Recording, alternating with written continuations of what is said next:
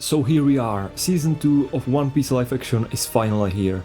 The first episode is titled The Beginning and the End. What a way to start the journey. Today we are breaking down the Easter eggs, the VFX, and why this Loketown arc is a masterpiece of adaptation. We start with a massive action sequence at the Marine base. And then we see her, Miss All Sunday. They went full Hana Hana no Mi. Seeing the actual hands sprouting and snapping people in real time was terrifyingly good. I could talk about this VFX for hours, but we have to move on. Also, quick shout out to the connection with Mr. 7. I really like this sequence because it's a great callback to Zoro's story from season 1. After that, we're back with our Straw Hats.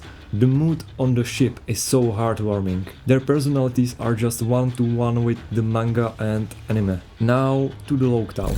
The sets are beautiful, and here's a massive spoiler / Easter egg for the future. We see Bartolomeo in the crowd. In the manga, we only find out much later that he was there watching Luffy on the platform. Putting him there now shows how much the creators love the source material, and for me it fitted quite good.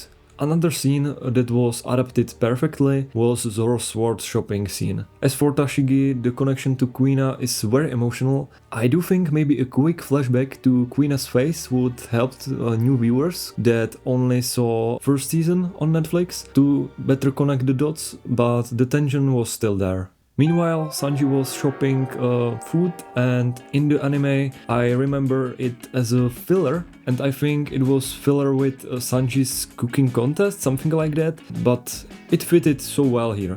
And you can let me know in the comments if you remember how this scene was in the anime. Then we have Buggy and Alvida. I love the symmetry. Alvida started in season 1, episode 1, and now she's kicking off season 2 in episode 1. Also, the fight choreography was top tier, and they didn't cut the iconic moment when Luffy is smiling on the execution platform. It was pure chills. But the real MVP of this episode is Smoker. He is a total motherfucker. In the best way possible. His voice is deep, his look is spot on, and he actually feels like a threat. When I first watched the anime, Smoker was the first villain that made me think, how do you even fight Smoke? The CGI for his Logia power is top tier. I was watching with my mouth open. And then Dragon appears. His visual is perfect, and his voice carries so much weight. You can immediately know this isn't someone you want to mess with. Seriously. If I saw a man in a green cloak looking that cool in a storm, I would probably start a revolution too. There's also a great parallel with the Roger and Garp flashback at the start. Mentioning Roger's son and showing Luffy's smile, it links the themes of the Will D and Legacy so well. And before we leave Loketown, did you catch the teaser? A quick shot of a dragon and a tiny hint at Sabo? The creators are fitting us so well with these Easter eggs. This episode was a banger. It's a 10 out of 10 start for me. But escaping the storm of the Loketown was just the beginning, because as the crew finally crosses the threshold into the Grand Line, they realize that everything they knew about the world is about to change. The Straw Hats might have survived the execution platform and a literal revolution, but they're jumping straight out of the frying pan and into the belly of, well, a giant whale. Let's move from the rainy streets of Loketown to the surreal madness of Reverse Mountain in episode 2. Can we talk about the transition? The way the One Piece logo was integrated directly into the scene where Laboon swallows the Going Merry, that was so smooth.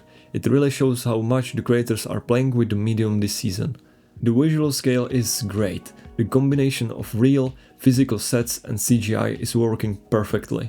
Reverse mounting felt dangerous, fast and expensive. You can tell Netflix isn't holding back on the budget this time. Then Luffy meets Crocus and our Straw Hats are trapped inside the lagoon. And did you catch that photo of Crocus with Roger? It's a small detail, but it adds so much weight to this character. And for the mega fans, the Brook cameo, hearing a hint of his voice or seeing that silhouette in the flashback was the perfect teaser. One thing I love about this season is how the crew actually feels like a crew. Usopp is constantly repairing the ship, and Nami is losing her mind because her compass doesn't work. And Zoro? Well, Zoro is being Zoro. He is doing some weird sword looking completely lost even inside the whale. His internal GPS is just as broken in the live action as it is in the anime.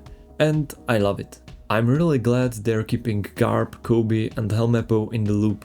It prevents them from being forgotten characters. The dynamic between Smoker and Garp is fascinating.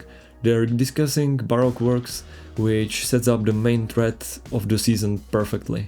Also, there was a good part with Tashigi. We see some actual character development here.